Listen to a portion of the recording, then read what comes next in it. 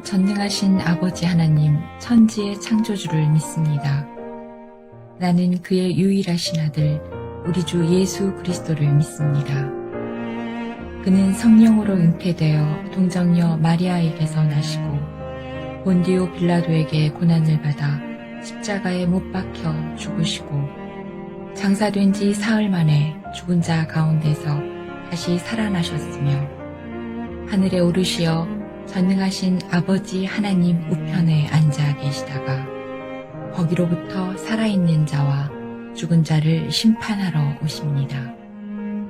나는 성령을 믿으며 거룩한 공교회와 성도의 교제와 죄를 용서받는 것과 몸의 부활과 영생을 믿습니다. 아멘.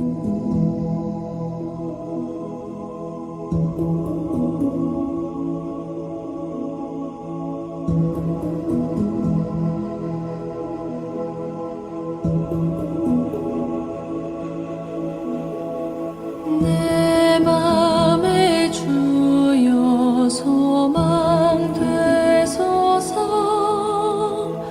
주 없이 모든 이 헛되어라. 밤에나 낮에나 주님 생각, 잘 때나 깰 때 함께 하소서.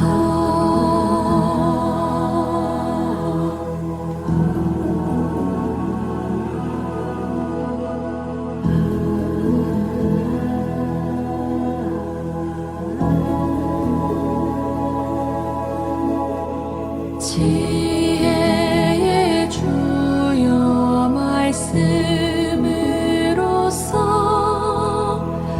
언제나 내 안에 계십소서. 주는 내 아버지, 나는 아들. 주 안에 내가 늘 함께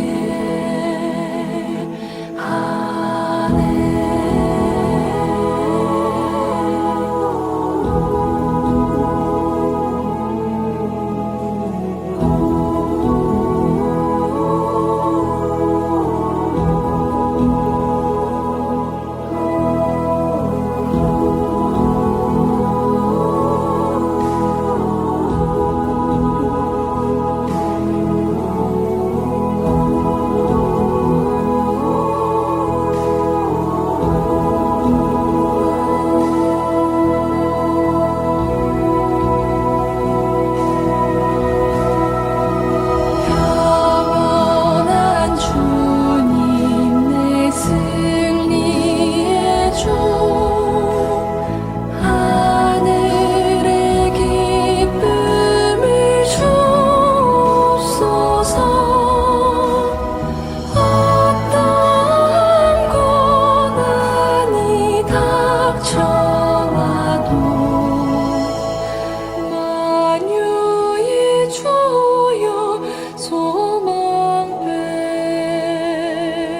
되소서.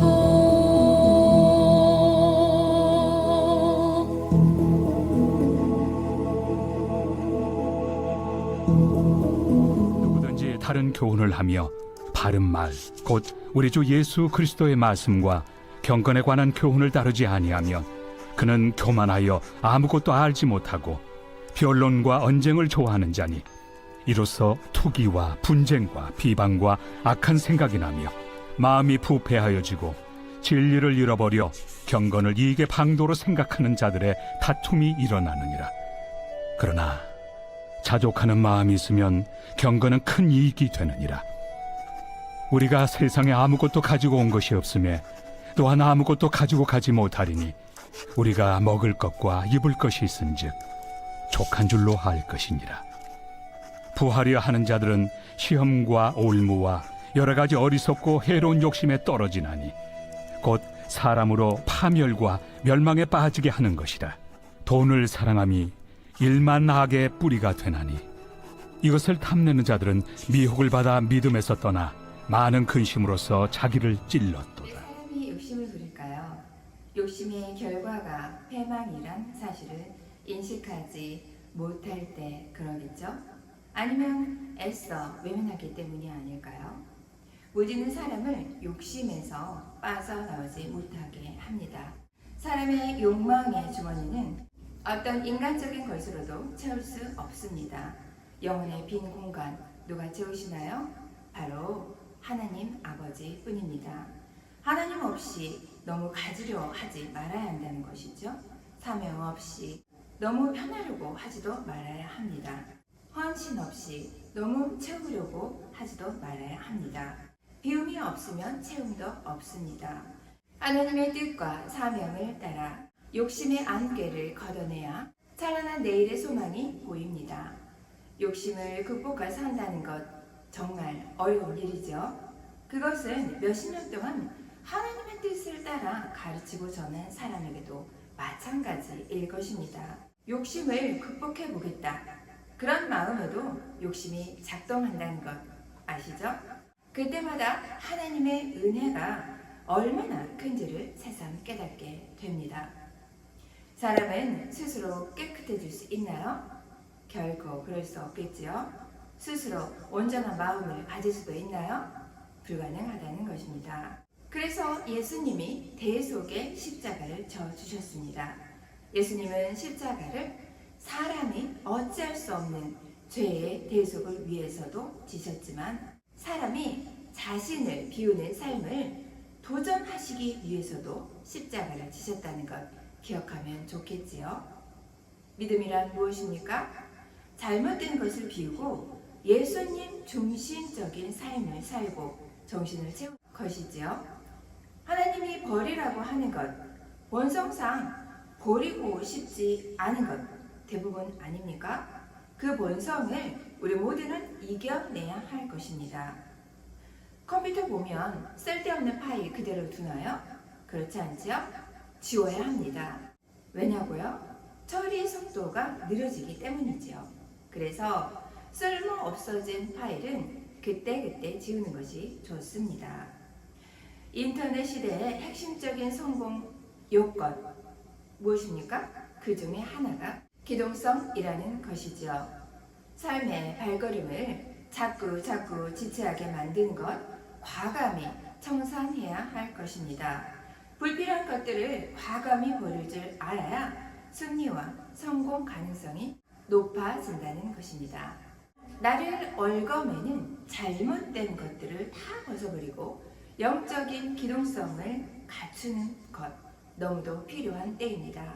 회개 무엇입니까? 우리 마음속에 있는 이기주의 버리는 것이지요. 교만 버리는 것입니다. 욕망 비우는 것입니다. 버릴 것을 버릴 때 축복의 가능성이 더욱더 커집니다. 오늘 본문 3절입니다. 누구든지 다른 교훈을 하며 바른 말, 곧 우리 주 예수 그리스도의 말씀과 경건에 관한 교훈을 따르지 아니하면 이라고 하면서 사도 바울 선생님은 디모데에게 다른 교훈을 따르지 말라고 합니다. 이단 너무도 피해야 할 존재이지요. 우리는 이단을 피해야 합니다. 남을 쉽게 이단으로 몰면 안 되겠지요. 그렇지만 진짜 이단은 피해야 합니다. 그런데 사람의 심리가 참 묘하다는 말씀이지요. 이단의 말들이 이상하게 느껴지면서도 이단의 주장에 넘어갈 때가 많다는 것입니다. 대부분 목사님들은 평범한 설교를 하게 됩니다. 그런데 이제까지 안 들어본 다른 교훈에 더 솔깃해진 적 혹시 있으실까요? 그때부터 자기가 더 많이 안다는 혼란에 사람들은 쉽게 빠질 수 있게 됩니다. 그러면서 인생의 수렁에 빠지기에 다른 교훈을 애써 멀리 해야 합니다. 오늘 본문 4절입니다. 그는 교만하여 아무것도 알지 못하고 변론과 언쟁을 좋아하는 자니. 이단적인 사람은 너무 교만해서 변론과 언쟁을 좋아하게 됩니다. 자세히 보면 성경을 조금 안다는 사람이 이단이 잘 미혹될 수 있다는 것 기억해야 할 것입니다. 교회 그리고 목사님이 잘못 가르치기 때문일까요? 그런 이유도 있을 수 있겠지만 가장 큰 이유는 성도 자신의 영적인 교만 때문입니다. 그런 교만으로 인해 다툼과 갈등이 생기는 교회가 많습니다. 한 장로님이 계셨는데요. 멋진 설교로 한국 교회를 바꿔보겠다는 마음을 가지고 신학교에 입학하셨습니다. 그런데 첫 구약 성경 수업 때 교수님은 말씀하셨습니다. 모세 오경, 모세가 직접 다 쓴 것 아닙니다. 그런데 그 장로님은 깜짝 놀랐다고 합니다. 왜냐하면 자신이 귀에 있을 때 설교를 했는데 학생들을 가르칠 때 성경 공부할 때 모세오경은 모세가 썼다고 가르쳤기 때문입니다. 바로 그 장로님은 교수님께 물어볼 수밖에 없었겠지요. 그렇다면 왜 모세오경이라고 합니까? 라고 장로님이 물었습니다. 교수님은 이렇게 물으셨죠. 학생, 신학교에 언제 입학하셨나요? 금년에 들어왔다고 장로님은 말했습니다. 나중에 졸업반이 되었을 때도 이해가 안 되면 그때 가서 다시 질문하세요 라고 교수님이 대답해 주셨다고 합니다. 그리고 더 이상 설명하지 않으셨다고 합니다. 나중에 그 장로님은 신명기 34장을 자세히 읽어보고 놀라게 되셨습니다.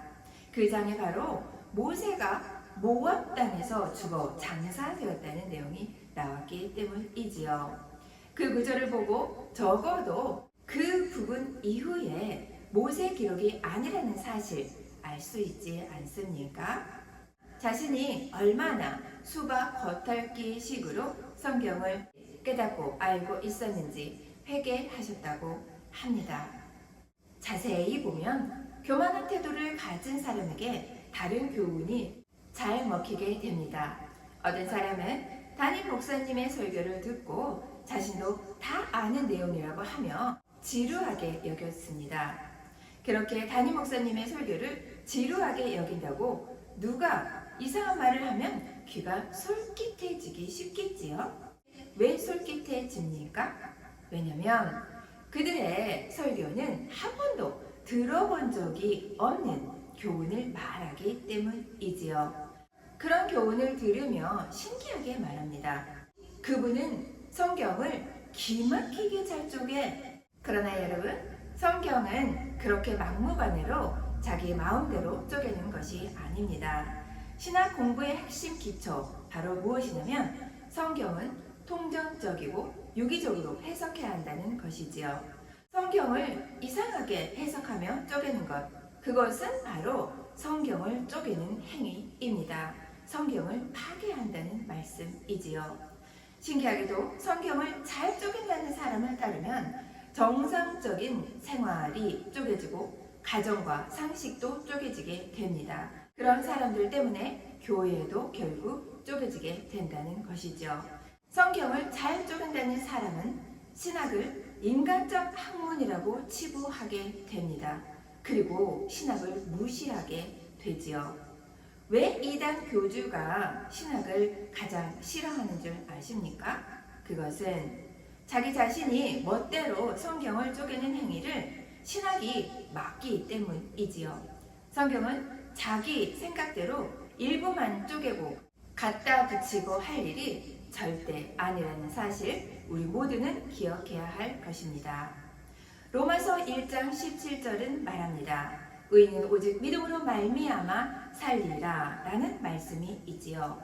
그 말씀은 마틴 루터가 수십 번 읽었을 것입니다. 그처럼 많은 본 말씀이 어느 날 갑자기 마틴 루터에게 깊은 깨달음을 주었다는 것이죠. 함께 기도합니다. 사랑과 은혜가 충만하신 하나님 아버지 감사합니다. 이 새벽에 저희를 불러주셔서 말씀 앞에 서게 하시니 참으로 감사합니다. 주님께서 경건과 자족이 큰 이익임을 가르쳐 주셨습니다.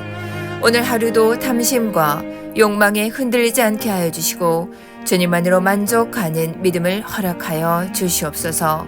세상의 부요보다 주님의 은혜를 더 귀히 여기게 하여 주시옵고 말씀에 순종하며 살아감으로 참된 평강과 기쁨을 누리게 하여 주시옵소서. 이 새벽의 기도가 우리의 마음을 정결하게 하여 주시옵고 하루의 길을 인도하는 등불 되게 하여 주시옵소서. 아픈 환우들 주님 위로하여 주시고 회복하게 하여 주시옵소서. 각 사업장들 일거리를 허약하여 주시고 풍요롭게 하여 주시옵소서. 담임 목사님 요일간에 강건하게 하여 주시고 선포되는 모든 말씀 가운데 미혹을 물리치게 하여 주시옵고 믿음으로 살아간 우리 모두 되게 하여 주시옵소서. 사랑이 많으신 예수님 이름으로 감사히 기도합니다. 아멘.